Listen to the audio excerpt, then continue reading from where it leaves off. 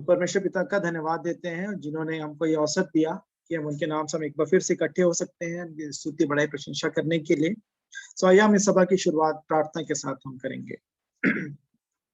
हमारे जीवित महान सर्वशक्तिमान परमेश्वर पिता, राजाओं के राजा, प्रभुओं के प्रभु, अपने उद्धार करता प्रभु यीशु मसीह के पवित्र और मीठे नाम से फिर से आपके अनुग्रह के सिंहासन के सन्मुख आते हैं प्रभु जी। आपके नाम को धन्य कहते सराहते हैं प्रभु जी, क्योंकि आप ही सारा आदर, सारी महिमा, सारी प्रशंसा के योग्य पिता परमेश्वर है प्रभु जी। आपको छोड़ और कोई दूसरा ईश्वर है ही नहीं प्रभु जी। आप ही हमारी हर एक आवश्यकताओं को पूरा करने वाले पिता परमेश्वर हैं। आप हमारी चिंता करने वाले पिता परमेश्वर हैं प्रभु जी। आपका धन्यवाद देते हैं प्रभु जी। हाँ प्रभु जी, आपने आदम को रचने से पहले उसकी हर एक आवश्यकताओं को पहले से प्रभु जी बना के रख दिया प्रभु जी। आपने यशायाह 5 में कहा कि मेरी प्रजा के लिए और क्या करना रह गया। हाँ प्रभु जी, आप हमारे लिए सब कुछ पहले से करने वाले पिता परमेश्वर है। आपके नाम को हम धन्य कहते हैं, आपके नाम को सराहते हैं प्रभु जी। और आपने इसी योजना के तहत प्रभु जी हमको यहाँ पे इकट्ठा होने का भी अवसर देते हैं प्रभु जी। जब आपके चरणों के निकट बैठकर, आपके समीप आकर प्रभु जी, आपकी बातों को जो आप हमको सिखाना चाहते हैं, जब हमसे कहना चाहते हैं प्रभु जी, उसे हम सुनने पाए, उस अनुसार हमारा जीवन होने पाए प्रभु जी। इस समय को आपके हाथों में सौंपते हैं प्रभु जी।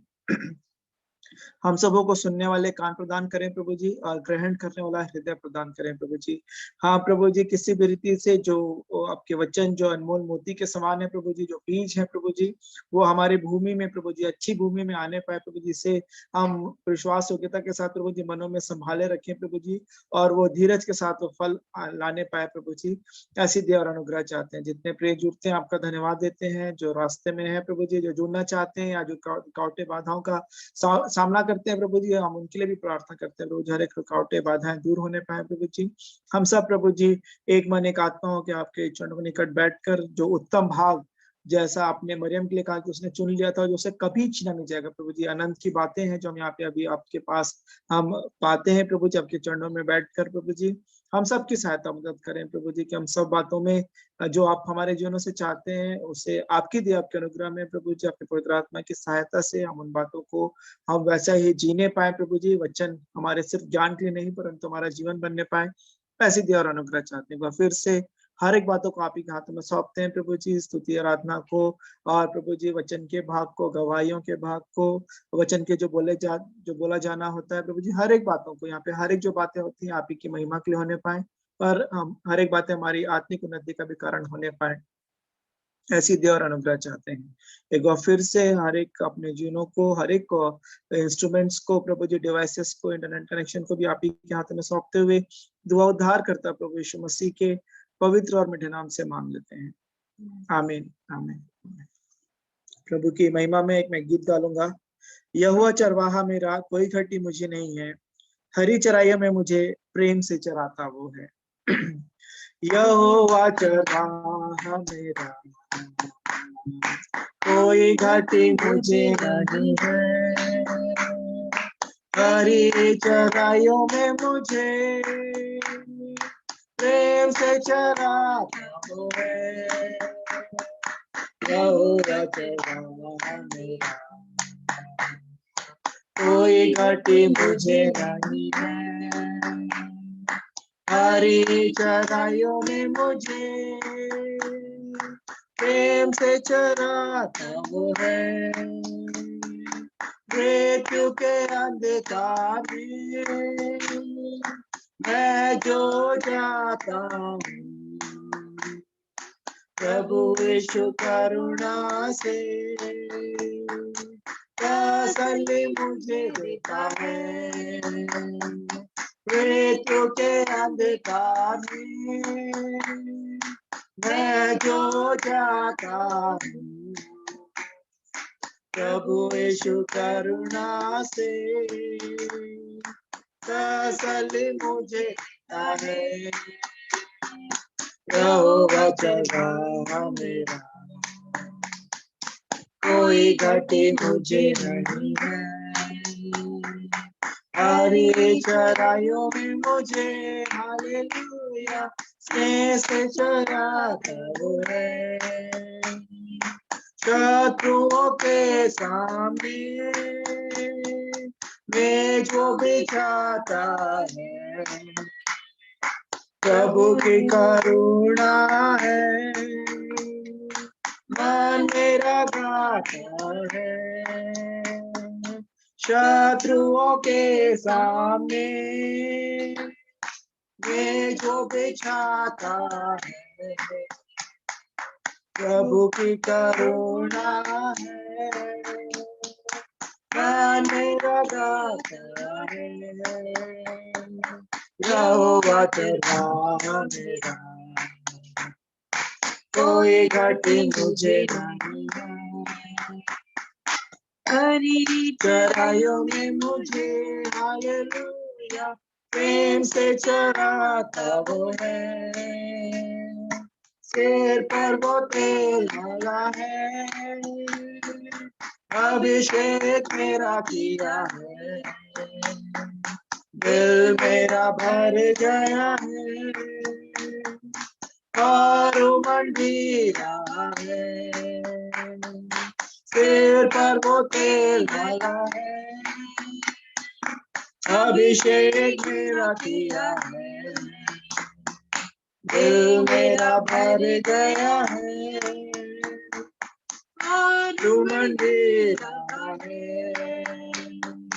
यहोवा चरवाहा मेरा, कोई घटी मुझे नहीं है। हरी चराइयों में मुझे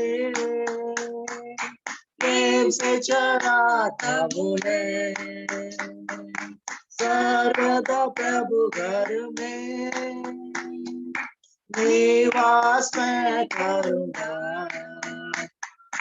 करुणा भलाई उसकी आनंदित होके गाऊंगा। सर्वदा प्रभु घर में निवास मैं करूँगा, करुणा भलाई उसकी आनंदित होके गाऊंगा। यहोवा चरवाहा मेरा, कोई घटी मुझे नहीं है। हरी चराइयों में मुझे हालेलुया प्रेम से चराता वो है। हालेलुया, परमेश्वर पिता का धन्यवाद। वही हमारे चरवाहा हैं और हर एक बातों में वही संभालते हैं। यहाँ तक कि मृत्यु की भरी घोर अवतार की तरह से होकर भी यदि मैं चलूं तो अभी हानि से न डरूंगा, क्योंकि आप मेरे साथ रहते हैं। प्रभु, आपके वायदे, आपकी प्रतिज्ञा के लिए आपका धन्यवाद, आपकी विश्वासयोग्यता के लिए धन्यवाद। और मैं एक और गीत गाऊंगा, What a friend we have in Jesus, all our sins and griefs to bear. What a friend we have in Jesus, all our sins and griefs to bear. What a privilege to carry everything to God in prayer. Oh, what peace we often forfeit. Oh, what needless pain we bear. All because we do not carry everything to God in prayer. Heavy trials and temptations, is there trouble anywhere? We should never be discouraged. Take it to the Lord in prayer. Can we find a friend so faithful, who will all our sorrow share? Jesus knows our every weakness. Take it to the Lord in prayer. We weak and heavy laden, cumbered with a load of care. precious Savior, still our refuge. Take it to the Lord in prayer. Do thy friends despise, forsake thee? Take it to the Lord in prayer. In his arms he'll take and shield thee. Thou wilt find a solace there. Thou wilt find a solace there. सच में प्रभु हमारे क्या ही प्यारे मित्र हैं कि हर एक बातों को हम प्रार्थनाओं के साथ उन तक लेके जा सकते हैं। हम परमेश्वर पिता का, प्रभु यीशु मसीह का, पवित्र आत्मा का हम धन्यवाद देते हैं। तो अभी अवसर होगा कि बच्चे लोग यदि हैं यहाँ पे हमारे मध्य में कोई, तो वो वचन बोलेंगे। नीति वचन 30 का 17। The eye that mocks his father and scorns obedience to his mother, the ravens of the valley will pick it out and the young eagles will eat it. Thank you. नीति वचन 30 का 17। जिस आंख से कोई अपने पिता पर अनादर की दृष्टि करे और अपान सहित अपनी माता की आज्ञा ना माने, उस आंख को तराई के कौवे खोद खोद कर निकालेंगे और उकाब के बच्चे खा डालेंगे।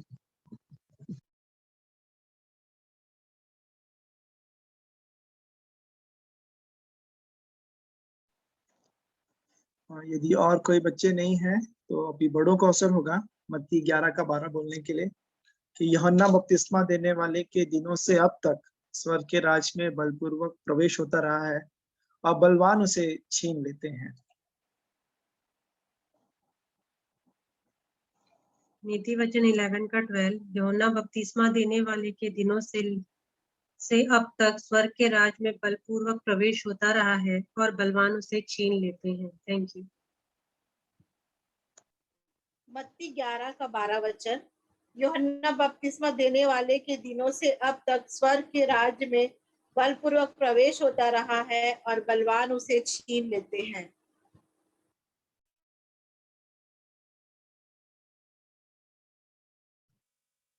मत्ती 11 का 12।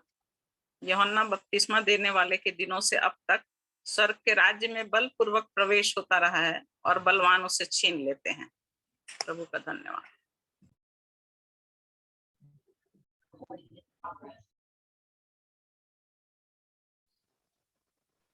तो सबको धन्यवाद और परमेश्वर पिता का धन्यवाद उनके इन जीवित वचनों के लिए जो हमारे जीवन में जिस पे चलना है, प्रभु सहायता करे।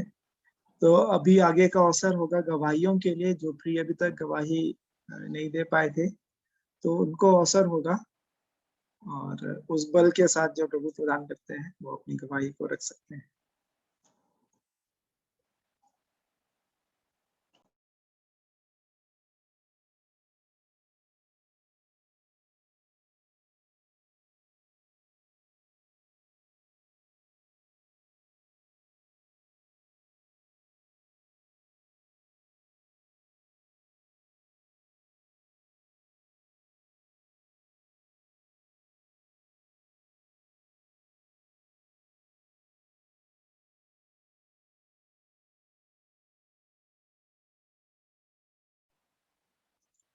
यदि नहीं तो फिर हम में से जितने जनों के पास जो पहले गवाही दे भी चुके हैं, अभी आज फिर अवसर होगा कि यदि आज की कोई गवाही या कोई और गवाही हम रखना चाहते हैं या जो गवाही में आपने पिछले दिनों जो दिया उसमें आप और कुछ ऐड करना चाहते हैं, तो जरूर से अभी अवसर होगा।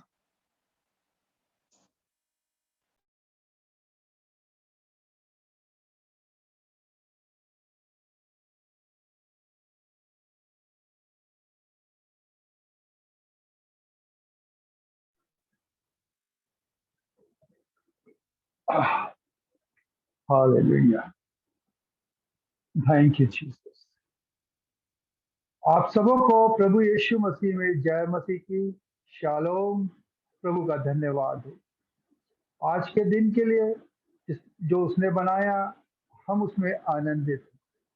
मैं प्रभु का धन्यवाद देता हूँ आज एक बार फिर से अपने प्रियों के बीच में, अपने भाई और बहनों के बीच में ये मैं बताना चाहता हूँ कि प्रभु जीवन में कैसे काम करता है। प्रभु जी जो है हर एक के जीवन में काम करता है, चाहे वचन के रूप से काम करेगा, जैसे अभी पिछले दिनों में जो गवाहियां सुन रहा था मैं, हर एक के जीवन में परमेश्वर कहीं ना कहीं काम करता, तब उसका उद्धार हो जाता है। और हर एक बहनों ने ये बोला कि वो लाल समुद्र पार करने के लिए आगे बढ़ रही है। एक बहन ने कल बोला कि उन्होंने लाल समुद्र पार किया, उनके लिए प्रभु का धन्यवाद है, और मैं उसके लिए हालेलुया बोलता हूँ। प्रभु का हर एक बात में मैं धन्यवाद देता हूँ कि एज हम में हर एक जन उस कानान में पहुंचना चाहते हैं जिसमें हमारे लिए परमेश्वर ने कुछ ना कुछ रखा है। और वचन भी बार बार कुछ ना कुछ तो बोलते ही रहता है। हर एक बातों में प्रभु हमारे जीवन में काम करता है। हर एक बात में हम प्रभु को धन्यवाद देते हैं, उसके नाम की महिमा, उसके नाम की तारीफ तारीफ तारीफ करते हैं कि हमारा जीवित परमेश्वर हमारे जीवन में वचनों के द्वारा काम करता है। बीते दिनों में इन सारी बातों को लेके मैं कभी कभी मिस भी हुआ है मेरे से, क्योंकि मैं अभी यहाँ पर इस समय इलाहाबाद में अकेला हूँ, क्योंकि वाइफ लखनऊ गई हुई है। आप सबको बताया है, मैंने अपने प्रार्थना का निवेदन भी दिया हुआ है कि सबके आपको मालूम है, और इसमें मैं अकेले रह के सारा काम मुझे करना पड़ता है। ये बात भी सच है कि समय तो मुझको एडजस्ट करना पड़ता है, करना पड़ेगा, तब ही मैं मीटिंग अटेंड कर पाऊंगा। परंतु कभी कभी कुछ पापा की आवश्यकता पड़ती है तो उनको उनके लिए करना पड़ता है। परंतु जब मैं सोचता हूँ कि हम जो परमेश्वर में जो बने रहने की कोशिश करते हैं, उसमें हम कैसे आगे बढ़ें। अगर हम बाइबल में उदाहरण के रूप में देखते हैं कि पौलुस कहता है कि बार बार एक ही वचन याद रहता है कि मैं अनशन करके बढ़ता हूँ। ठीक है, बढ़ना है, परंतु दूध पियाओ बच्चों की तरह नहीं। जैसे उस दिन भाई कह रहे थे कि दूध जो हम जब बड़े हो जाते हैं तो हमारे मुंह से दूध की बोतल छूट जाती है। जब हम परमेश्वर में आ जाते हैं, जब हमारा उद्धार हो जाता है, तो हमारे जीवन के अंदर से कोई ना कोई काम होना चाहिए आज, ताकि लोग हमारे जीवन को देख के हम प्रतिदिन आगे प्रतिदिन हम उनके जीवन में भी काम हो, चाहे वचन के द्वारा, चाहे हमारे जीवन रूपी कार्य के द्वारा। क्योंकि अगर हमारे जीवन के अंदर कोई ऐसी बात होगी तो हमारा जीवन लोगों की निगाहों में नीचे गिरेगा। और अगर हम विश्वास में बने रहेंगे तो लोग ये कहेंगे कि ये परमेश्वर के वचन को प्यार करता है और उसमें बना रहता है। इसलिए मैं प्रभु का धन्यवाद देता हूँ। और एक ये वाले वचन भी बहुत समय से मैं सुनता चला आ रहा हूँ कि मती उसका 12वां और उसकी 44 आयत में वो दुष्ट आत्मा जो कहती है, जहाँ वह यहाँ यूं लिखा हुआ है, तब कहती है कि मैं अपने उस घर में जहां से निकली थी लौट के आऊंगी और आकर उसे सूना, झाड़ा और ये बुखारा और सजा सजाया पाती हूँ। मतलब अगर हमारे जीवन में कभी भी ऐसी कोई बात होती है, जैसे कि हमारे जीवन में हमारे सोच और विचारों से जब पाप होता है, तो दुष्ट आत्मा बड़ी खुश होती है, अंधकार की शक्तियां बड़ी खुश होती है, ताकि वो हमारे जीवन में प्रवेश करे। परंतु वचन एक चीज कहता है, जैसे कि लिखा हुआ है कि अगर परमेश्वर का दास, जैसे लिखा हुआ है कि अगर वो 7 बार भी गिरे तो परमेश्वर को उठा के खड़ा कर। इसीलिए मैं सोचता हूँ, अगर मेरे जीवन से जो ऐसी मतलब विचारों में जो पाप आता है, तो मैं सबसे पहले, जैसे बाजार जाता हूँ, अगर कोई मुंह से किसी कुछ निकल जाता, सबसे पहले आके मैं प्रार्थना करके उस बातों को मैं अपने जीवन से निकालता हूँ।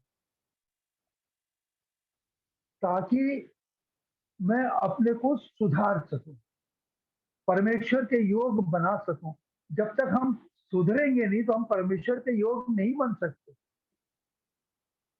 बीते दिनों में मैंने बहुत सी बातें बताई अपनी गवाही के रूप में, और गवाही तो इतनी लंबी है कि मैं कुछ कह नहीं सकता, परंतु जब परमेश्वर ने मेरे जीवन से, जैसे मैंने जो वो वचन दिए थे, बताए थे, उसके द्वारा मेरे जब जीवन में काम हुआ और मैं उसके बाद भी भटका, और उसके बाद जब मेरा जब मेरी शादी हुई, उसके बाद से भी परिवर्तन परिवर्तन परिवर्तन होता रहा। परिवर्तन होने के बाद मैं उस परमेश्वर को और अधिक जानने लगा। ऐसा नहीं है कि मैं जब से इस कलीसिया में जुड़ा हुआ हूँ, ऐसा नहीं है कि मैं इस संगति से मेरी उन्नति भी हुई है, और ये उन्नति तभी हो सकती है जब हम एक दूसरे के साथ बने रहें, वचन में बने रहें, वचन के साथ साथ में संगति में बने रहें, तब हमारे जीवन में तरक्की होती है, और हम उस मुकाम तक पहुंचते हैं जो मुकाम परमेश्वर चाहता है। मैं काफी समय से एक बात मैं बताना चाहता हूँ, गवाही है कि मैं काफी समय से बहुत लोगों के लिए प्रार्थना कर रहा हूँ, बहुत लोगों के लिए, पर मेरे को जवाब नहीं मिलता। अब वो जवाब क्यों नहीं मिल रहा है, मेरे को ये नहीं समझ में आ रही है। मेरे जीवन में इसका मतलब बहुत कमी और घटी है।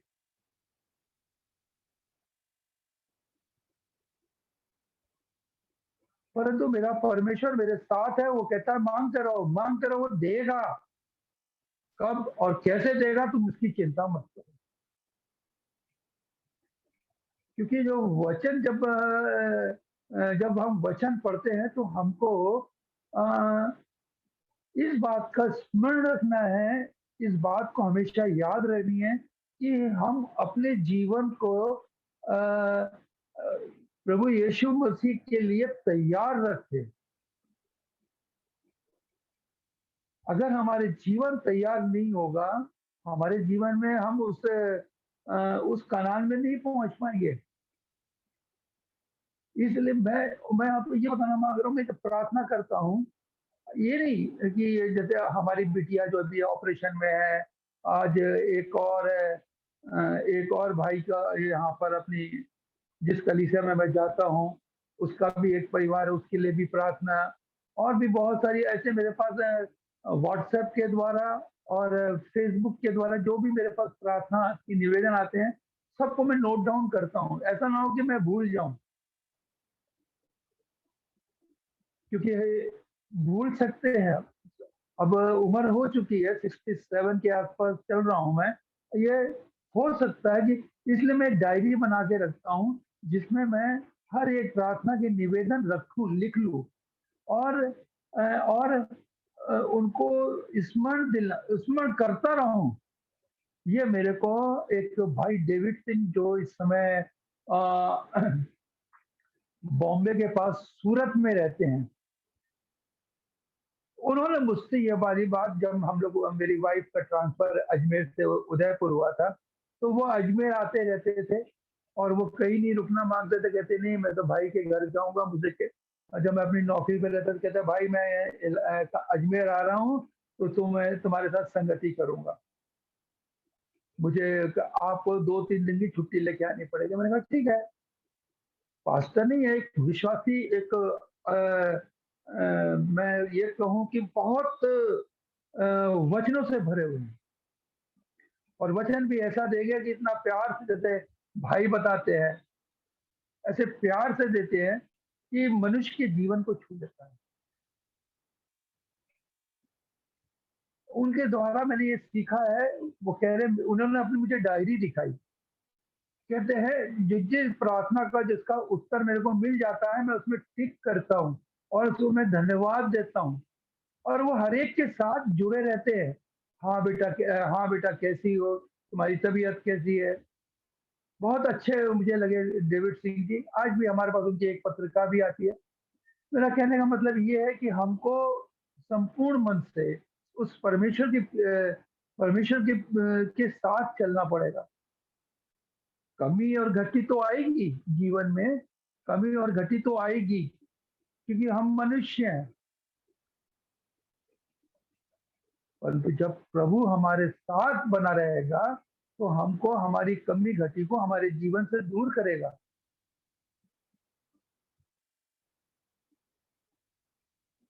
इसलिए मैं प्रभु का धन्यवाद देता हूँ। इसलिए मैंने ये वचन पढ़ा अभी, जो झाड़ा फूका हुआ जो ये है कि हमारे जीवन में जब ऐसी कोई बात आती है ना, तो शैतान हमारे जीवन को कैसे कैसे लिपेटता है। ये मैं और मेरी वाइफ इस बात की डिस्कस भी करते थे कि वो मुझे बहुत अच्छी तरीके से समझाती। कहते देखो तुम बाहर जाते हो, हाँ मैंने कहा हाँ। कहते जैसे तुमने किसी से बहस करने लगे, जैसे उसने बोला कि ये चीज इसने किया, तुमने कहा नहीं ये इतने की चीज नहीं है, मार्केट में तो ये रेट मिली। Excuse me uncle, hello uncle sorry to disturb. Uncle थोड़ा सा यदि आप माइक के पास आके बोलेंगे क्या, थोड़ा सा वॉल्यूम लेवल थोड़ा सा कम लग रहा है, यदि आप थोड़ा पास आके बोल रहे हैं। अच्छा, तो मेरी आवाज साफ आ रही है अब? जी अंकल मच बेटर जी। दीदी हो आप सकता है हाँ, मेरी आवाज सब भाई बहनों को आ रही है? जी अंकल आ रही है। प्रभु का धन्यवाद हो। प्रभु आप सबों को आशीष और वो दे। तो मेरा ये कहना है कि हमारा जीवन में जब भी ऐसी बातें आती तो हमको सबसे पहले, जैसे एक उदाहरण के रूप में मैं अपने पिताजी का उदाहरण दूंगा। मैं बहुत कोशिश करता हूँ कि उनसे उनकी बातों को मैं वो ना करूं, क्या कहते हैं उसको कहेंगे कि उनकी बातों का मैं जवाब नहीं दूं, क्योंकि वो 96-97 के हो गए हैं, तो अब उनके जीवन में तो कुछ ना कुछ तो कमी और घटी होती है। कभी कुछ कभी कुछ, कभी घर में ही बाथरूम कर देना, यूरिन कर देना, तो बड़ा एक वो होती है शरीर में कि ये ऐसा क्यों ऐसा करते हैं। जबकि अब उनकी उम्र होने की वजह से हमको नहीं चाहिए कि ऐसा करने के लिए, पर हो जाता है, गलती होती है। हमें बुड़बुड़ाना नहीं चाहिए। अगर हम बुड़बुड़ाएंगे तो वो जो हमारा जो जीवन है, जो हमारा हृदय जिसको हम दिन प्रतिदिन शुद्ध करते हुए आगे बढ़ते हो, तो शैतान हमारे जीवन में घुसना। मैं और मेरी वाइफ प्रतिदिन घंटे घंटे भर के बैठ के प्रार्थना करते थे। अभी तो वो लखनऊ में है। तो वो कहते हैं हम लोग को अपने का शुद्धिकरण करना, अपने हृदय को शुद्ध करना है, जो परमेश्वर के योग बने। कमी घटी आएगी परंतु उससे भी हमको शुद्ध करना है। वचन तो बहुत कुछ कहता है, हम उस वचन को मानते भी है। हर एक भाई और हर एक बहन, बीते दिनों में वो मेरी सिस्टर से जो लखनऊ में रहती है, मेरी उससे बात हो रही थी। मैंने उससे बोला कि उसने भी मेरे जब अजमेर आई थी तो उसने भी अजमेर में आके ही हमारे पास से बैप्टिज्म लिया था। तो मैं उससे एक दिन डिस्कस कर रहा था कि हम अपने को कैसे शुद्ध करें। कहती विजय हो नहीं पाता है। मैंने कहा क्यों नहीं हो पाता है? कहते इसलिए नहीं हो पाता है कि जैसे कोई गुस्सा दिलाता तो मेरे जीवन से वो गुस्सा आ जाता है, मेरे को गुस्सा आ जाता है और मेरे मुंह से निकल जाता है। मैंने कहा परमेश्वर को तो तुम कैसे प्राप्त करोगे? कैसे तुम उस वो स्वर्ग का खानान में पहुंचोगी? कैसे जो परमेश्वर ने हमें स्वर्ग में हमारे लिए भवन तैयार करा है, कैसे पहुंचोगी? आंसू निकल जाते हैं उसके। हमको मैंने कहा तुम तैयार हो जाओ, तैयार हो। और तो ये मेरा है कि हमें हर एक पल हर एक क्षण शैतान के वारों से बचते हुए आगे बढ़ना है। मैं प्रभु को धन्यवाद देता हूँ, बीते दिनों में जब से मेरी वाइफ गई है मुझे संभाले हुए है।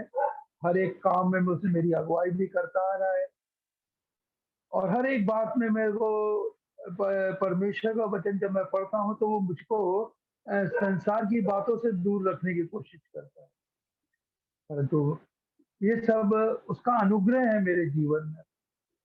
जैसे मैंने पीछे बताया ये भी बताया था कि जो एक्सीडेंट हुआ था, अगर वो एक्सीडेंट जोर से मार देता तो हो भी सकता भाई शुगर का पेशेंट हो तो ज्यादा चोट भी लग सकती थी, परेशानी भी हो सकता था, परंतु परमेश्वर ने वहां भी मेरी सहायता मदद की।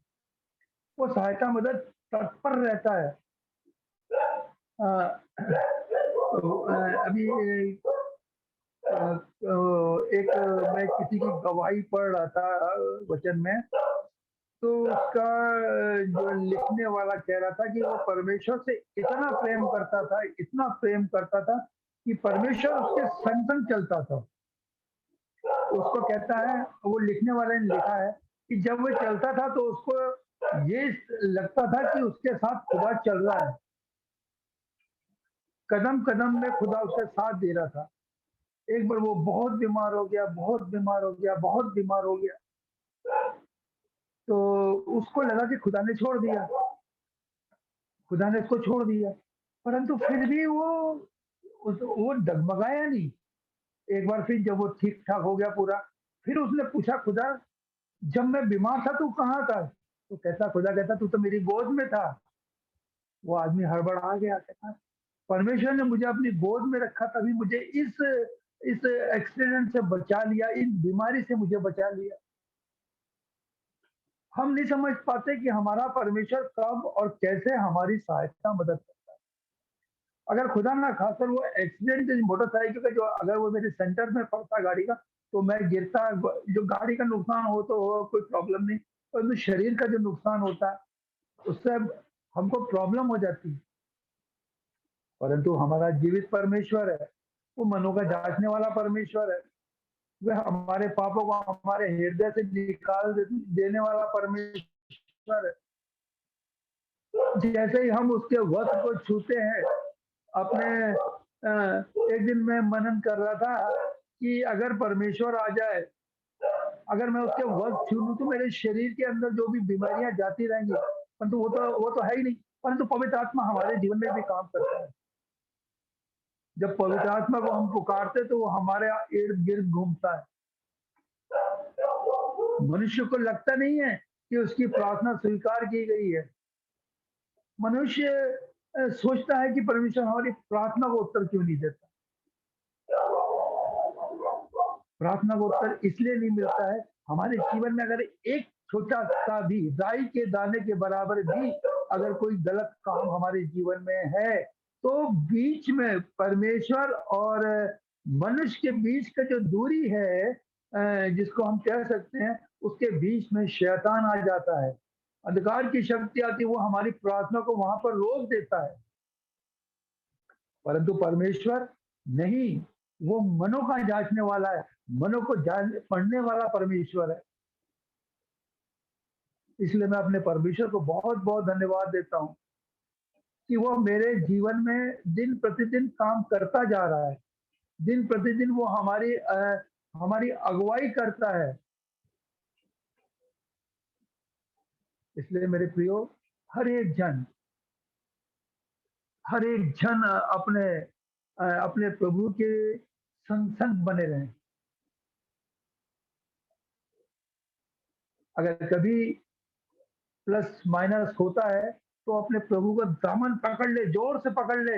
जैसे जब बच्चे गिरने लगते तो अपने माँ का दामन पकड़ लेते हैं, वैसे हम सब मिलके अपने परमेश्वर को दामन पकड़ लें।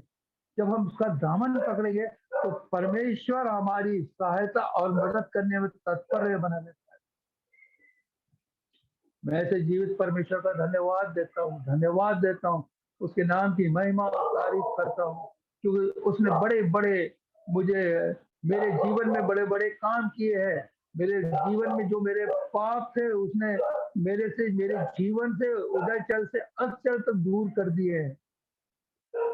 मेरे जीवन की सारी बुराइयां उसने मेरे जीवन से दूर करी, मेरे को नम्र और निर्मल बनाया है। मैं ऐसे परमेश्वर का धन्यवाद देता हूँ कि उसने हमारे से इतना प्रेम किया कि हमारे लिए अपना पुत्र का बलिदान दे दिया, ताकि उसके मारे जाने से, उसके गाड़े जाने से हमारे जीवन में काम हुआ। अभी मेरी 11 तारीख को मेरा टर्न है, वो एक गाना आप सबको जानते होंगे, आप सब उस गाने को जानते होंगे, और अगर वो आपके पास है तो आप सब उस गाने को याद रखें। और उस दिन मैं वो गाना गाऊंगा, बोझ सबके गुनाह का। ये मैंने उस दिन अभी YouTube खोला तो मैंने बोला एलेक्सा मेरे पास था, उसमें ये गाना था। मैंने कहा ये गाना मेरे बहुत याद आ रहा था, बोझ सबके गुनाह का उठा के वो लिए जा रहा है। कौन है वो? हमारा परमेश्वर। ये गाना मैं उस दिन मैं कोशिश करूंगा मैं गाने की, क्योंकि मेरी आवाज इतनी अच्छी नहीं, बहुत भारी आवाज है, बहुत भारी आवाज है, फिर भी मैं कोशिश करूंगा। आप सबों से यही निवेदन है, इस गाने में मेरी सहायता और मदद करें। मैं अपने जीवित परमेश्वर का, अपने उद्धारकर्ता परमेश्वर का धन्यवाद देता हूँ। आप सब भाई बहनों को परमेश्वर आशीषों से भरपूर रखे, आपके परिवारों को आशीष दे। अपने परमेश्वर का धन्यवाद करता हूँ, उद्धार करता यीशु के नाम से मांगता हूँ, आमीन। प्रभु आप सबको आशीष। आमीन आमीन। परमेश्वर पिता का धन्यवाद देते हैं अंकल की इस गवाही के लिए, जो प्रैक्टिकल बातें वो शेयर कर रहे थे कि कैसे जीवन में परिस्थितियां हमारे आती हैं, कैसे हम प्रभु में प्रतिदिन हम चल सकते हैं, बढ़ सकते हैं आत्मिक जीवन में। और अंकल जब गवाही दे रहे थे तो मुझे ये वचन याद आया जो कि पाया जाता है रोमियो 12 अध्याय और उसका 1 और 2 वचन। रोमियो 12 उसका 1 और 2 में पढ़ लूंगा। इसलिए हे भाइयों, मैं तुमसे परमेश्वर की दया स्मरण दिलाकर विनती करता हूँ। कुछ बोलना चाह रहे हैं कमलेश मामू?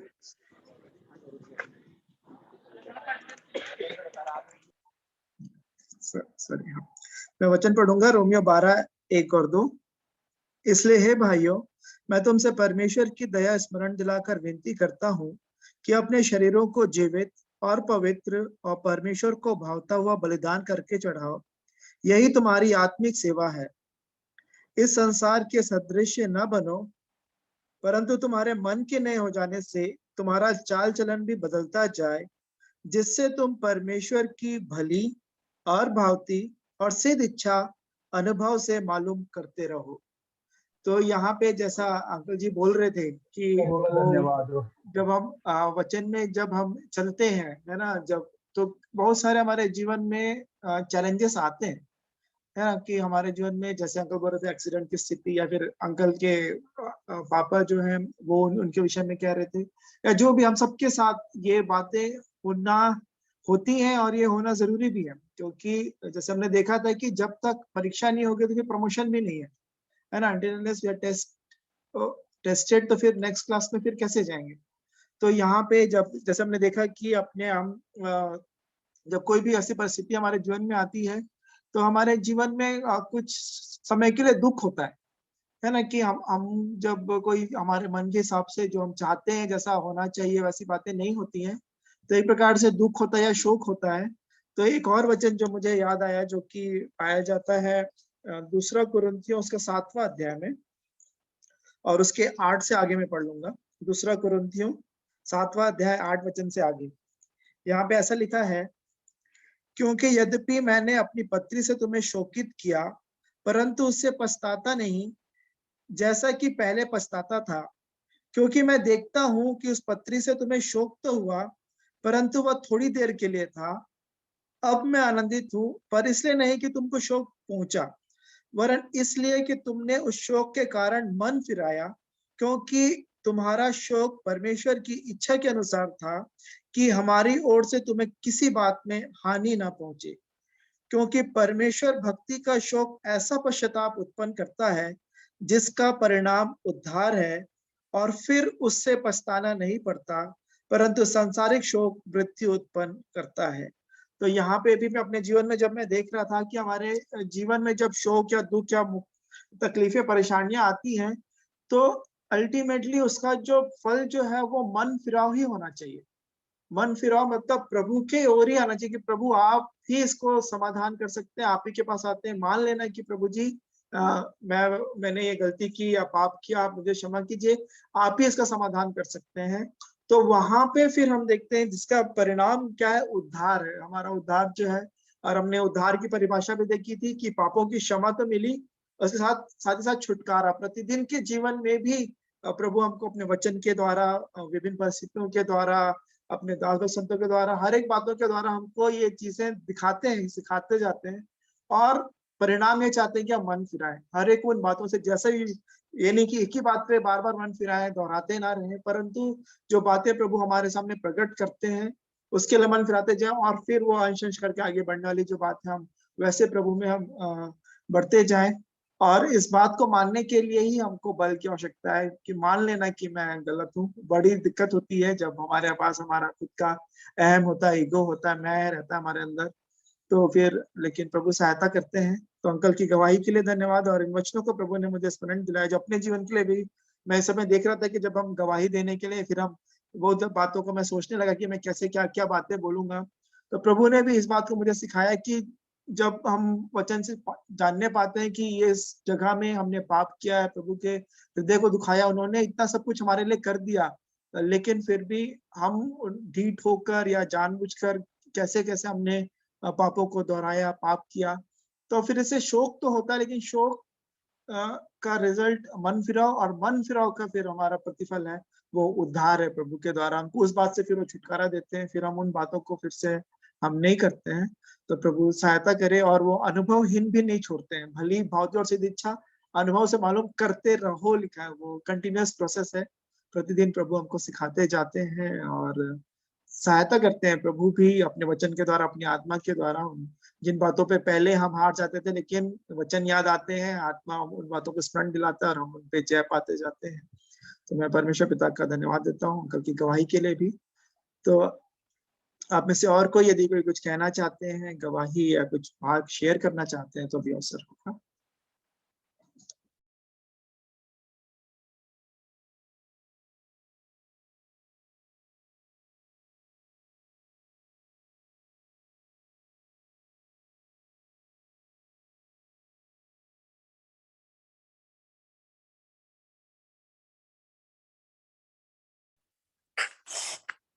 परमेश्वर पिता का धन्यवाद करती हूँ। सबको जय मसीह की। कल मैं बेटी सुनीता की गवाही को सुन रही थी और उस गवाही ने मेरे जीवन को बहुत आशीषित किया।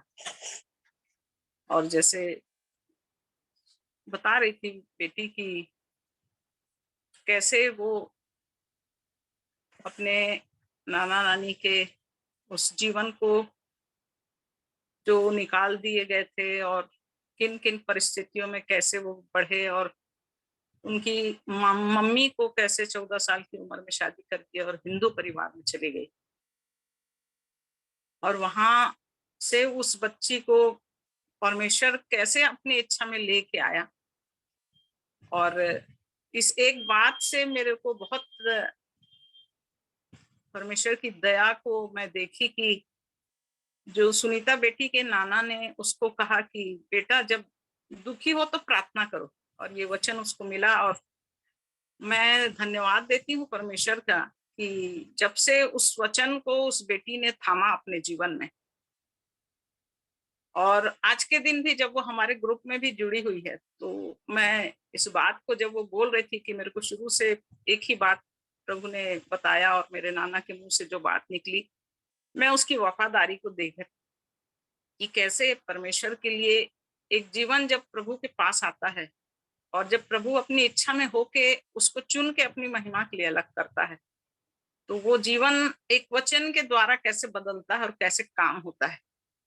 और मैं बहुत धन्यवाद देती हूँ बेटी का कि उस वचन को उसने थामा और उस वचन के अनुसार वो अपने जीवन में बनी रही।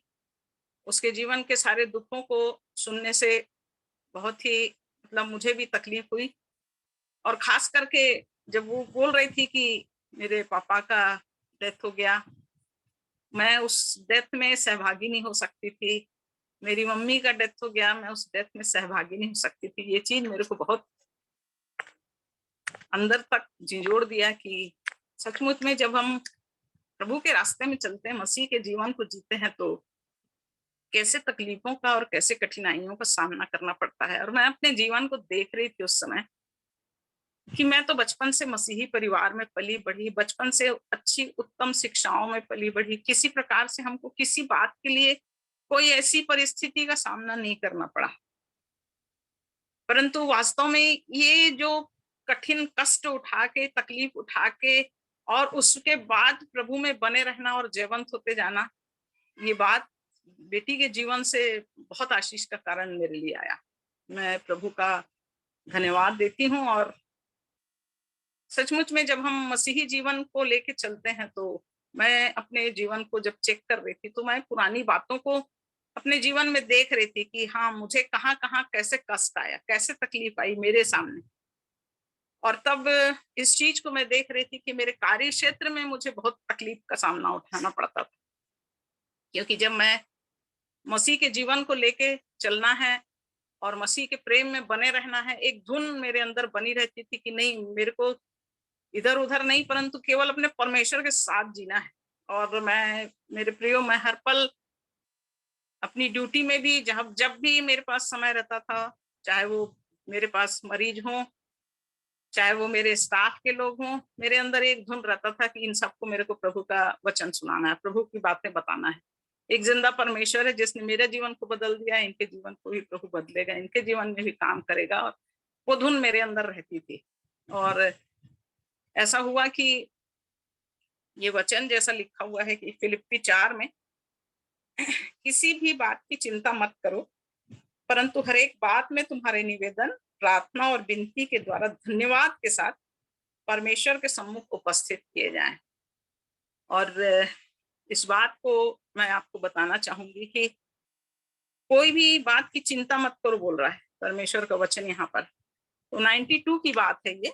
मेरे जीवन में ये स्थिति आई थी कि जब मेरा 2 ऑपरेशन हुआ था, ऑपरेशन के बाद में मेरा चलना थोड़ा कठिन होता था और मैं ऑपरेशन थिएटर में काम करती थी, जहां पर अपना पूरा 100% डिवोट करके काम करना पड़ता था, टोटल कंसंट्रेशन में। तो 2 ऑपरेशन के कारण लंबा खड़े होना, 3 घंटे 4 घंटे ऐसे खड़े होने वाले ऑपरेशन में मेरे को थोड़ा दिक्कत हो रही थी। तो उस समय मैंने अपने सुपरिटेंडेंट से रिक्वेस्ट की थी कि जब तक मेरी तबीयत थोड़ी ठीक नहीं हो जाती, आप मुझको थोड़ा सा चेंज दे दीजिएगा। और प्रभु का धन्यवाद कि उनने मेरी बातों को सुना और बोला कि बिल्कुल आपकी तबीयत खराब है, तो हम ऐसी जगह में आपको नहीं रखेंगे। तो मुझे एक इंजेक्शन रूम दिया गया, टीबी चेस्ट वार्ड के साइड में मुझे वहां ड्यूटी दी गई। और वहां ब्रोकन ड्यूटी रहती थी, 8 to 1 और 4 to 6:30 ऐसा। तो उस 1 to 4 में मैं आती थी, थोड़ा मुझे रेस्ट मिल जाता था खाना खा के, ऐसा सोच के मैंने वो उस ड्यूटी को वहां ले ली थी। और लेने के बाद में मेरे प्रियो, यहाँ पर वचन कह रहा है कि हर एक बात में तुम्हारे निवेदन, विनती, प्रार्थना और धन्यवाद के साथ परमेश्वर के सम्मुख उपस्थित किए जाएं। और मैं जिस जगह पे ड्यूटी कर रही थी, उस जगह पे मेरे 2nd नंबर के डायरेक्टर, जो टीबी चेस्ट के यूनिट इंचार्ज थे, हेड ऑफ डिपार्टमेंट थे, और वो डायरेक्टर की पोस्ट में थे। तो ऑफिशियल उनको ऑफिस में रहना जरूरी रहता था। और उनके ओपीडी के जो पेशेंट रहते थे, वो बहुत ढेर सारे पेशेंट रहते थे, और पेशेंट इतने रहते थे कि वो सर के आने का इंतजार करते थे, जब तक वो नहीं आएंगे, देखेंगे नहीं, तब तक वो जाते नहीं थे। और ऐसा हुआ कि मैं 1 बजे के करीब सर आते थे, तो मेरी तबीयत ठीक नहीं रहती थी, तो मुझे लगता था कि मैं थोड़ा जाके रेस्ट कर लूं घर में। तो मैंने एक दिन सर से बोला कि सर, आपके पेशेंट इतने हैं और अभी तो सर कितने बजे तक के मुझे रुकना है, क्योंकि मुझे इंजेक्शन लगाना पड़ता था। सर बोले जब तक मैं बैठूंगा, जब तक मैं यहाँ रहूंगा, आपको रहना पड़ेगा। मैंने फिर ठीक है सर ऐसा बोल के मैंने उस काम को अपने जीवन में कर लिया। मेरे प्रियो, मैं ये बात बता रही हूँ कि उस कारण से मैं 1 बजे मुझे घर जाना चाहिए, तो मैं करीब करीब 2:30 बजे, 2:45 बजे, ऐसे मैं 1 साल पूरा उस जगह में एक्स्ट्रा ड्यूटी करती रही। परंतु मैं सिर्फ सब बातों को प्रभु के चरणों में रख देती थी कि मैं कोई बात नहीं प्रभु जी, आपकी इच्छा जैसी है वैसी है, चलने दीजिए, कोई बात नहीं। ये सताव, ये जो भी तकलीफ है उसको सहना है, आपके साथ मैं चल रही हूँ तो मेरे को सहना है प्रभु, मेरे को शक्ति दीजिए, बस ऐसा। और पूरे 1 साल मैं वहां पर इस एक्स्ट्रा ड्यूटी को मैं करती रही, बिना किसी को कुछ कहे, किसी कोई कंप्लेन नहीं करी। मैं सिर्फ प्रभु के सामने इन बातों को रख देती थी। और ऐसा हुआ कि 1 साल के बाद में जब सुप्रिंटेंडेंट ने मुझे शायद दूसरी जगह डालना था या हाल चाल पूछ लेता हूँ करके वो फोन किए, और उस दिन मैंने बताई उनको कि ऐसी ऐसी बात है और सर मेरे को 1 साल से मैं यहाँ एक्स्ट्रा ड्यूटी कर रही हूँ सर। तो बोले अरे तुमने अभी तक बताई क्यों नहीं, तुम क्यों एक्स्ट्रा ड्यूटी कर रही हो? मैं बोली अब सर जब तक नहीं जाते और सर ने बोला कि मुझको रुकना है तो मैं रुकती थी। जब तक पेशेंट नहीं जाते थे तो मेरे को 2:30 पौने 3 हो ही जाता था, और घर जाके खाना खाती थी और फिर मैं वापस ड्यूटी आ जाती थी। मेरे को एक दर्शन तो वैसे ही हो रहा है, मेरे को रेस्ट नहीं मिल पा रहा है। तो बोले अरे तुम बताना था तुमको, तुम ऐसा क्यों करी हो कि तुम साल भर से एक्स्ट्रा कर रही, तुम्हारे रेस्ट करने के लिए तो हम ड्यूटी चेंज करके दिए। ऐसा करते हैं, तुमको मैं इधर फ्रंट ओपीडी में उस इंजेक्शन रूम में डाल देता हूँ, वहां 1 साल कर लो फिर। ऐसा तो मैंने कि बहुत बड़ी मेहरबानी होगी आपकी यदि आप मेरे लिए ऐसा कर देंगे तो, क्योंकि ये टॉर्चर हो रहा है मेरे साथ में, और मैं इसलिए कि डायरेक्टर हैं और मैं कुछ बोल नहीं सकती, इसलिए मेरे को चुपचाप करना पड़ रहा है ऐसा करके। बोले नहीं नहीं नहीं, आप बिल्कुल कल से उस तरफ आ जाइए, आप कल से वहां ड्यूटी करिए, आप अपने टाइम से आइए, टाइम से जाइए और आपको रेस्ट मिलेगा इस पर।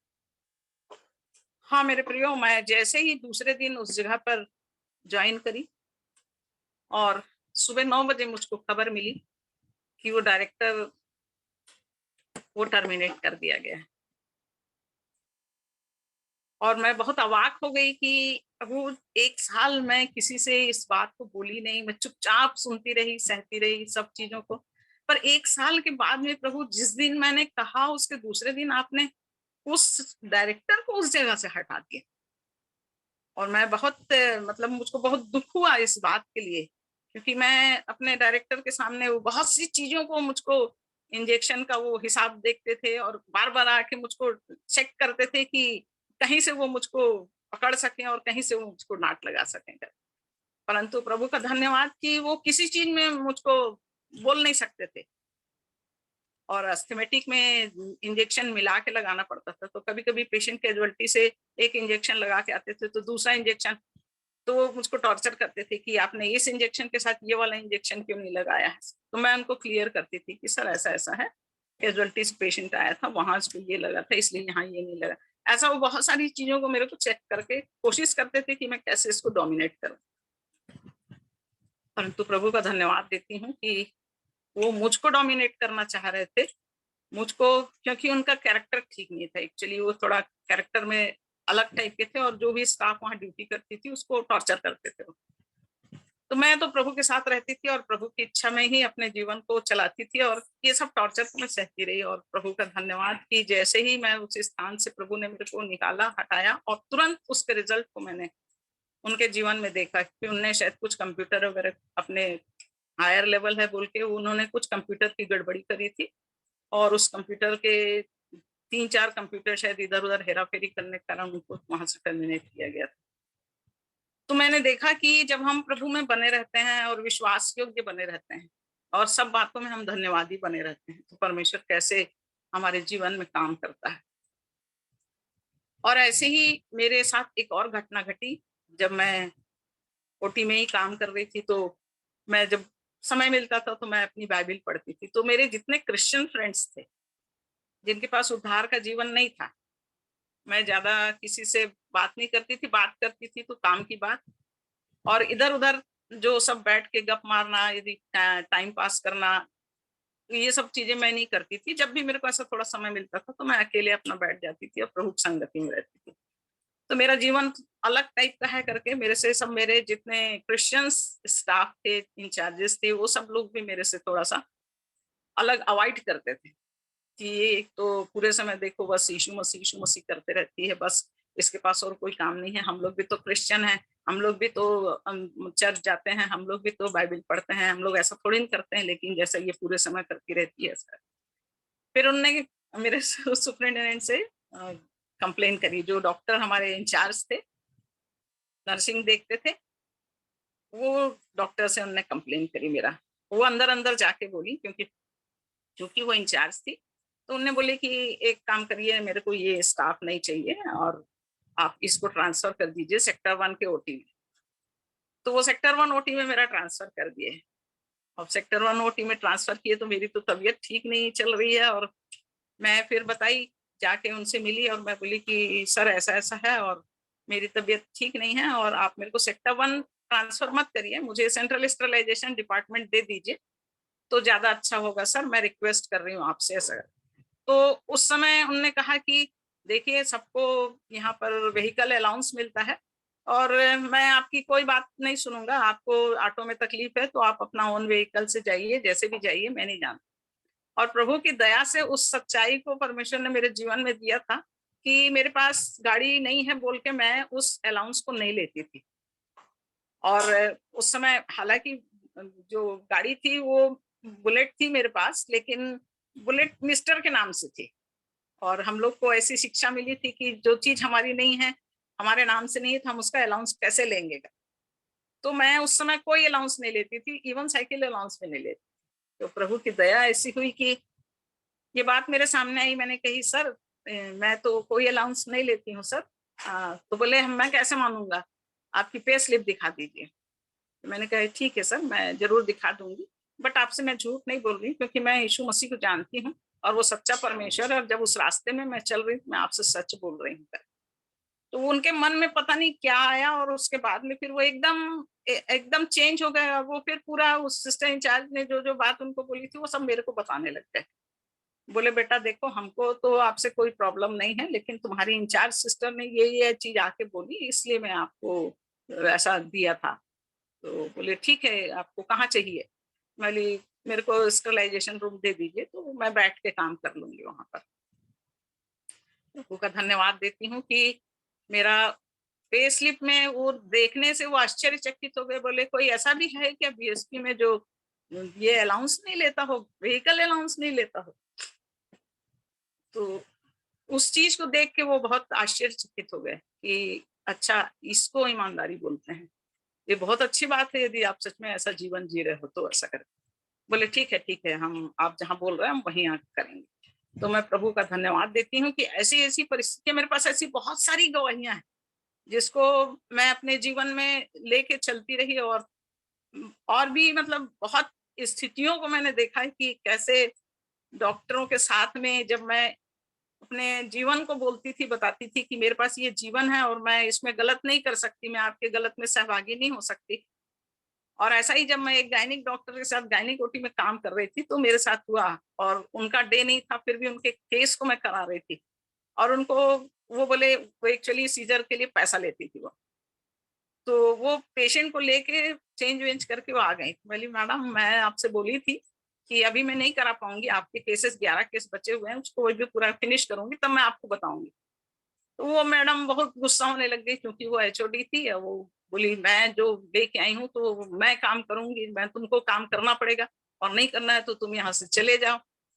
तो मेरे को उस समय थोड़ा सा गुस्सा आया। मैं बोली ठीक है मैडम, ये ओटी की चाबी आप रख लीजिए, और आपको जिसको डालना है आप डाल दीजिए। देखिए आपको एक चीज बता देती हूँ, मैं ईमानदारी से काम कर रही हूँ, मेरी यहाँ पर गलती नहीं है, और आपको लगता है कि मैं यहाँ पर गलत हूँ तो ठीक है, आप मेरे को हटा दीजिए, जाके बोल दीजिए। और मैं भी अब करना नहीं चाहूंगी मैडम, क्योंकि यदि आप इस तरह का सोच रहे हो कि आप मेरे को ला के मेरे को काम दिए हो, तो ऐसा नहीं है। ये मेरे मेहनत और मेरे परिश्रम के कारण से, और जिस ईश्वर को मैं मानती हूँ उसकी दया के कारण से मैं इस जगह पे काम कर रही हूँ। मैं अपने काम में ईमानदारी से कर रही हूँ, मेरा कहीं कोई गलती नहीं है। ये बात मैं बोली, और आपको लगता है तो ठीक है, मैं नहीं कर पाऊंगी, अब मैं आप देख लीजिए ऐसा कर। और मेरा मन सच में बहुत दुखी हो गया इस बात से कि मैं ईमानदारी से काम कर रही हूँ, उसके बाद मेरे को एचओडी मैडम ऐसा कैसे बात बोल दी करके, और मैं बाहर निकल गई। और मेरी जो इंचार्ज थी उसको मैंने कही कि मेरे को आज ऐसा ऐसा बोल दी मैडम, तो देख लीजिए, आप लोग जाके बात कर लीजिए और मुझे कहाँ डालना वो देख लीजिए, और जब तक अभी मुझे थोड़ा अच्छा नहीं लगेगा, ठीक नहीं लगेगा, मैं अभी ड्यूटी नहीं कर पाऊंगी। मेरे प्रियो, वो 4 दिन जब मैं घर में बैठी, चौथे दिन मुझे पता चला कि वो मैडम जो पैसा लेती थी, सीबीआई आई और उनको उसी ओटी में, जहां वो मुझको बोली थी, उसी ओटी में आके सीबीआई उनको अरेस्ट कर ली और उनको लेके चली गई। तो प्रभु, जब हम ईमानदारी से काम करते हैं तो परमेश्वर हमारे पक्ष में होकर काम करता है। सिर्फ यही कि हम सब बातों को अपने प्रभु के सन्मुख रखते हैं। तो ऐसी मेरे पास बहुत सारी गवाहियां हैं जिसको मैं अपने प्रतिदिन के जीवन में प्रभु के साथ साथ रहते हुए चलती थी, और इन्हीं वचनों के द्वारा कि जो बातें मेरे लाभ की थी उनको मैंने मसीह कारण हानि समझ लिया।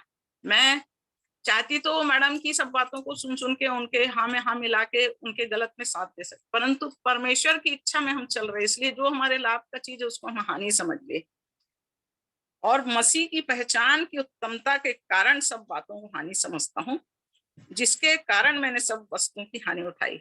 और ये हानि मैंने इसीलिए उठाया 1 साल कंटिन्यू एक्स्ट्रा ड्यूटी करके, कि मैं प्रभु की बातों को उत्तम जानती थी, और इसलिए परमेश्वर ने हर जगह में मेरी सहायता किया और मुझे संभाले रखा। और मैं अपने जीवन में, जब तक मैं सेक्टर 9 में कार्य करती रही, मैंने बड़ी बड़ी बातों को अपने जीवन में प्रभु की तरफ से होते देखा, क्योंकि जब हम प्रभु के लिए जीते हैं तो परमेश्वर अद्भुत रीति से हमारी सहायता करता है। तो मैं प्रभु का धन्यवाद देती हूँ इन बातों के लिए, और बेटी सुनीता के लिए कि प्रभु उनको और बढ़ाए और हिम्मत दे, और चाहे किसी भी कठिन परिस्थिति में रहे, चाहे कोई भी परिस्थिति क्यों ना हो, बस प्रभु में बने रहना और वचनों को धारण करके वचन के अनुसार अपने जीवन में स्थिर बने रहना। मैं बेटी के लिए यही बात बोलूंगी। मैं प्रभु का धन्यवाद करती हूँ। हम परमेश्वर पिता का धन्यवाद करते हैं आंटी की गवाही के लिए। इसके द्वारा बहुत सारी आशीषें मैंने प्राप्त की, और आशा है कि आप लोगों ने भी आशीषें पाई होंगी। प्रैक्टिकल लाइफ ही मसीही जीवन है। और मुझे अभी पिछले दिनों ये बात याद आ रही थी, जब ये वचन हमने सीखा कि ये जो वचन है परमेश्वर का वचन जीवन का वचन है। तो हमारे स्कूल की एक कहानी थी, कोरा ज्ञान। तो एक पंडित जी थे उसमें, और वो जाते थे किसी गांव में। तो उन दिनों में ऐसा था कि वो नदी पार करके जाना पड़ता था। तो वो शिक्षक थे या पंडित जी थे, तो वो जब जाते थे तो उस मल्लाह से बात करते थे जो नाविक हुआ करता था। तो वो बोलते थे कि तुम कभी स्कूल गए हो? तो वो जो मल्लाह जो था वो तो बोला कभी नहीं गए। तो बोला तुम्हारा तो 1/3 जीवन व्यर्थ हो गया है ना, तुम कभी स्कूल नहीं गए, स्कूल का मुंह नहीं देखे, तो 1/3 और जीवन खत्म हो गया, मतलब व्यर्थ हो गया, तुमने कुछ नहीं किया। ऐसे ऐसे करके उनको वो बोलते रहते थे, ये जो पंडित जी जो थे। लेकिन एक दिन ऐसे हुआ जब वो ऐसे ही नदी पार कर रहे थे जहाँ से पंडित जी को प्रतिदिन जाना होता था।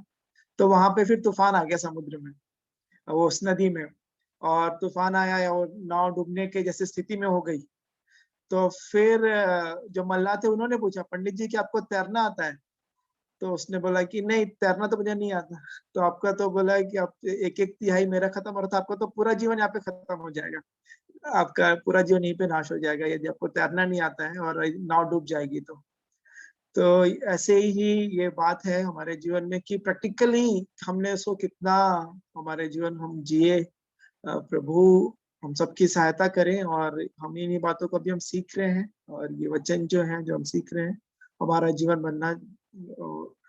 बनता जाए, और हमारे पास इसकी जीवित गवाहियां हैं। मैं आंटी जी का धन्यवाद देता हूँ, सुनीता दी का भी, और हर एक के लिए जिन्होंने अपनी गवाहियां दी हैं कि प्रभु सच में अनुभवों से हमको गुजारते हैं, हम उनसे गुजरते हैं, और प्रभु के वचन के द्वारा ही हम उनमें जय पाने पाते हैं, और की आत्मा के द्वारा। मैं परमेश्वर पिता का धन्यवाद देता हूँ। तो अभी और अवसर है, कुछ समय है हमारे पास 10 मिनट का। तो यदि कोई उसको इस्तेमाल करना चाहते हैं जिस भी माध्यम से, चाहे वो गवाही हो, प्रार्थना का निवेदन हो, प्रार्थनाएं हो, गीत हो, जैसे भी हो, आप हम समय का इस्तेमाल कर सकते हैं।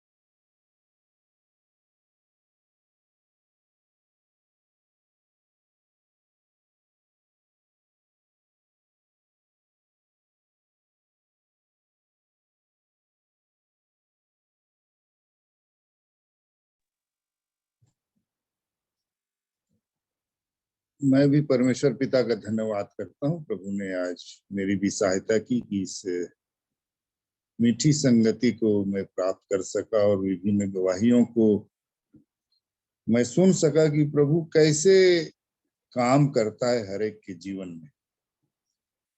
और मैंने इस चीज को जाना है मेरे प्रियो कि यदि आप प्रभु में बढ़ेंगे तो शैतान और संसार आपका विरोधी हो जाएगा। विरोध तो आपका होगा ही, क्योंकि जब आप वचनों को पढ़ेंगे कि लूका 12 उसका 49 पद से आगे ऐसा लिखा है, मैं पृथ्वी पर आग लगाने आया हूं और क्या चाहता हूं केवल यह कि अभी सुलग जाती। मुझे तो एक बपतिस्मा लेना है और जब तक वह ना हो ले तब तक मैं कैसी व्यथा में रहूंगा। क्या तुम समझते हो कि मैं पृथ्वी पर मिलाप कराने आया हूं? मैं तुमसे कहता हूं नहीं, वरन अलग कराने आया हूं। क्योंकि अब से एक घर में 5 जन आपस में विरोध रखेंगे और 3 2 से और 2 3 से, पिता पुत्र से और पुत्र पिता से विरोध रखेगा, माँ बेटी से और बेटी माँ से, सास बहू से और बहू सास से विरोध रखेगी। कारण क्यों विरोध रखेंगे भाई? आप संसार में उनके समान जिए, उनके समान किए करने लगो तो सब चीज ठीक है। मैं जब प्रभु ने मेरे जीवन में काम किया और मैं जब सिर्फ वचन के अनुसार चलने का निर्णय लिया, तो जो मेरे भाई थे, हम प्याले थे, हम निवाले थे, उन्हीं से विरोध हो गया। और नाना प्रकार की बातें जीवन में मैं देखा तो मन करता था बस अब फिर से वैसा जीवन जियो, क्या करना ये सारी चीजों से ऐसा। पर परमेश्वर का प्रेम ही है जो मुझे इसमें स्थिर रहने में सहायता किया। उसके बावजूद भी जैसे जब मुझको मंडली से आउट कर दिया गया तो मैं घर में आके चुपचाप उदास बैठा हुआ था। इतने में सादिक कुमार को जानते होंगे जितने जन जो बालकों में हैं, वो मेरे घर में आए और मुझको लूका 6 अध्याय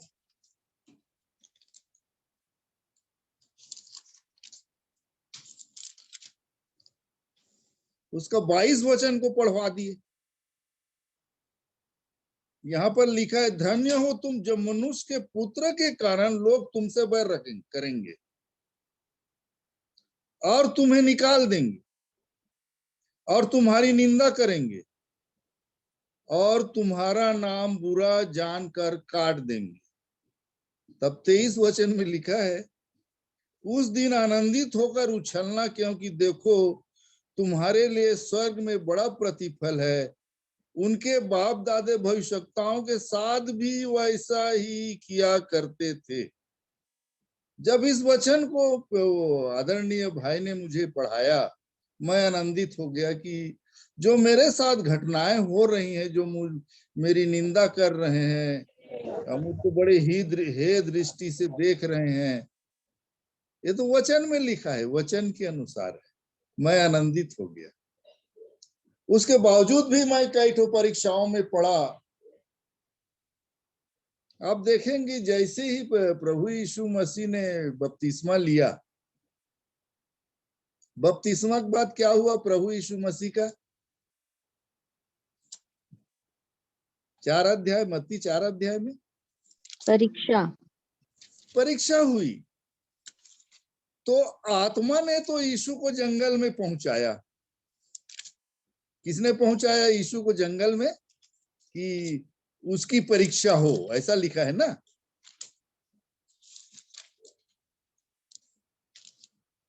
तब आत्मा यीशु को जंगल में ले गया ताकि इब्लिस से उसकी परीक्षा हो। वह 40 दिन और 40 रात निराहार रहा। तब उसे भूख लगी। तब परखने वाले ने पास आकर उससे कहा, यदि तू परमेश्वर का पुत्र है तो कह दे कि पत्थर रोटियां बन जाए। यीशु ने उत्तर दिया, लिखा है, मनुष्य केवल रोटी ही से नहीं परंतु हर एक वचन से जो परमेश्वर के मुख से निकलता है जीवित रहेगा। 5वां वचन देखिए, तब इब्लिस उसे पवित्र नगर में ले गया और मंदिर के कंगूरे पर खड़ा किया। कौन किसको ले गया? कौन किसको ले गया भाई? इब्लिस यीशु को। और जैसे इब्लिस यीशु को ले गया, लोग देखते, देखो देख देख देख देख शैतान के पीछे जाते, शैतान के पीछे जाते, हल्ला मचा देते। और यहाँ तो वचन में लिखा है कि वो ले गए कि उसकी परीक्षा हो। तो हमारे साथ भी मैंने अपने जीवन में देखा, हमारे साथ भी वचन में लिखा है, नाना प्रकार के झूठ बोल बोल कर तुम्हारे विरोध में नाना प्रकार की बातें कहें। 5:12 पढ़ना मत्ती का। तो उस दिन अनति छो के उछलना, क्योंकि तुम्हारे लिए स्वर्ग में बड़ा फल है। कई बात सत्य बातों में बोलते हैं कि ये ऐसा है, वो गिर गए, बड़ा यीशु मसीह कहता है ऐसा वैसा करके। पर कई बिना मतलब का जर्मन मिशन आ गया, डबल बपतिस्मा वाला आ गया, नाना प्रकार की बात, और वचन को समझते ज नहीं है और नाना प्रकार की बात बोलते हैं। तो प्रभु दया करे, ये सब घटनाएं जब मेरे और आपके जीवन में होती है प्रभु के लिए, हाँ, आपका स्वार्थ नहीं रहना चाहिए किसी बात में। तो उस दिन आनंदित होकर उछलना, ऐसा बोल रहा है परमेश्वर के वचन, क्योंकि स्वर्ग में प्रतिफल है, पृथ्वी में नहीं मिलेगा मुझे और आपको कुछ भी। हमारा प्रतिफल स्वर्ग में। तो प्रभु मेरी और आपकी सहायता करे, ये जो भी हर एक के लिए आशीष के कारण। अच्छा, जो हमारा विरोध करते हैं उनके प्रति उत्तर मत दीजिए, परंतु उनके लिए भी प्रार्थना कीजिए, प्रभु जी उन पर भी दया कर, वो भी उद्धार के अनुभव को प्राप्त कर सके। वचन तो पढ़ते नहीं, पर नाना प्रकार के लांछन और वो लगाने में बड़ा आगे रहते हैं। तो प्रभु सहायता करे हर एक बात में। कई बार आप गिरेंगे तो उसी को बोलेंगे, देखे देखे बड़ा बाइबिल का करता है, ऐसा करता है, और वो गिर गए। तो बाइबिल में तो लिखा है कि धर्मी 7 बार गिरे तो उठ खड़ा होता है। तो इसमें निराश मत होइए, प्रभु में बढ़ते चले जाइए, प्रभु के वचन की आज्ञाकारिता में बढ़ते चले जाइए। वहीं पर शैतान हमारे मन में निराशा और नाना प्रकार की बातें डालता है। जैसे बहन ने कैसे अद्भुत गवाही दी, वो प्रभु में अडिग रही, प्रभु ने अपना काम किया, उसने दूसरे के लिए बुरा नहीं सोचा। बेला बहन जो गवाही दे रही थी, उसने बुरा नहीं सोचा अपने अधिकारी के लिए, पर प्रभु ने अपना काम कर दिया कि मेरी बेटी के साथ ऐसा व्यवहार। तो हर एक बातों में मैं और आप अपने प्रभु पर भरोसा रखकर चलें, उस पर और भी मैं और आप विश्वासी बने, अच्छे विश्वासी, विश्वास योग्य बनते चले जाए। वचन की आज्ञाकारी, वचन में आज्ञाकारी बनेंगे, विरोधी होगा, फल लगेंगे तो पत्थर पड़ेंगे, इसमें दो मत है नहीं। सो प्रभु मेरी और आपकी सहायता करे।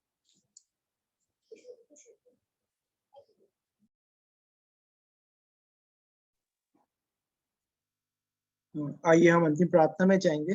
दीदी, कुहू का कोई अपडेट है क्या? बबली दीदी।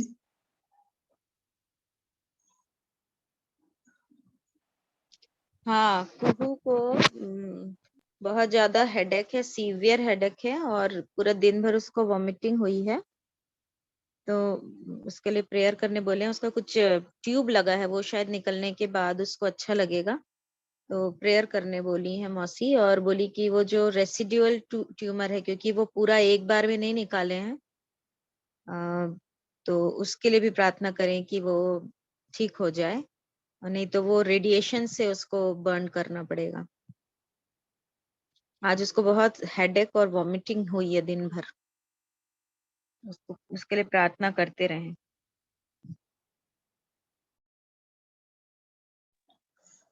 थैंक यू दीदी। सो आइए हम प्रार्थना में जाएंगे, प्रार्थना करें। हमारे जीवित महान सर्वशक्तिमान परमेश्वर पिता, राजाओं के राजा, प्रभुओं के प्रभु, अपने उद्धार करता प्रभु यीशु मसीह के पवित्र मीठे नाम से एक बार फिर से आपके अनुग्रह के शासन के सन्मुख आते हैं प्रभु जी। आपका धन्यवाद देते हैं प्रभु जी कि आप हमारी हर एक बातों में सहायता मदद करने वाले पिता परमेश्वर है प्रभु जी। आपने सुंदर अवसर दिया है प्रभु जी कि हम आपके नाम की हर एक जन प्रभु जी आपकी गवाही दे सकते हैं, गवाहियों को सुन सकते हैं, जिनके द्वारा हमारा विश्वास प्रभु जी आप में बढ़ता है प्रभु जी। प्रतिदिन का जो हमारा आत्मिक जीवन है प्रभु जी, उसमें हम कैसे बढ़ सकते हैं, आप हमारी सहायता मदद कर रहे हैं।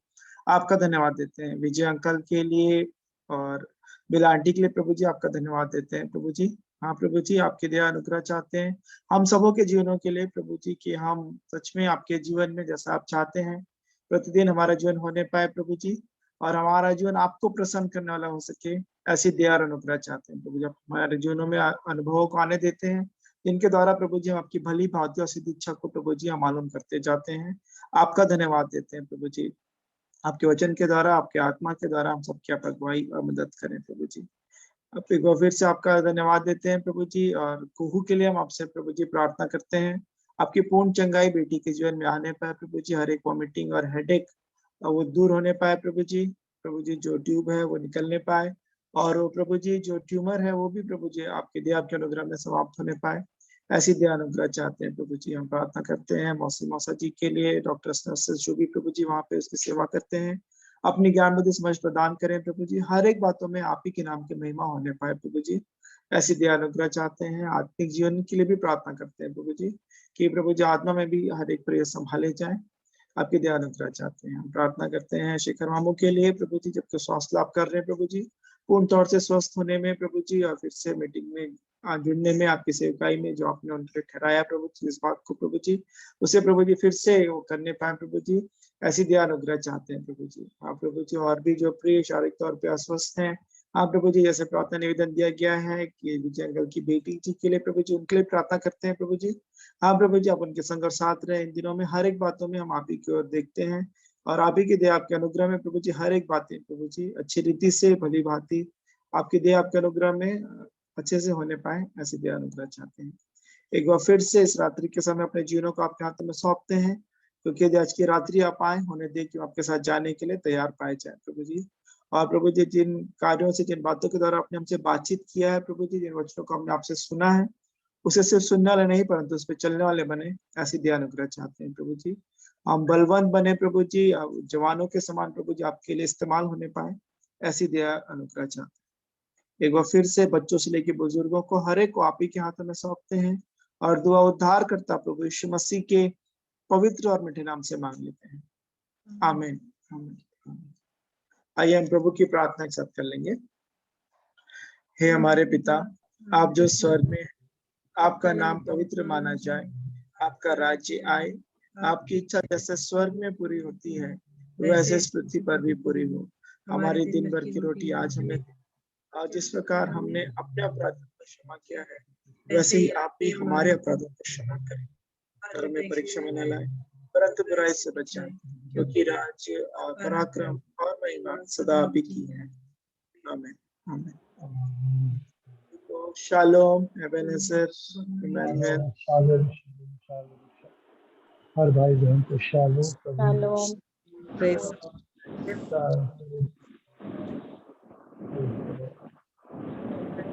तो अभी आज बाबू तो है नहीं, लेकिन समय फिर कल का यही रखें 8:45 to 9 to 10 संडे का समय।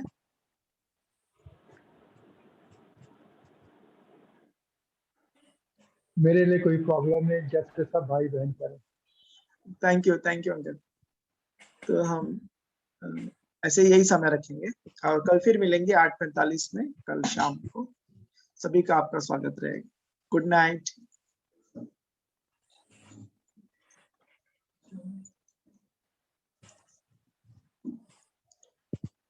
मीटिंग एंड कर रहे हैं।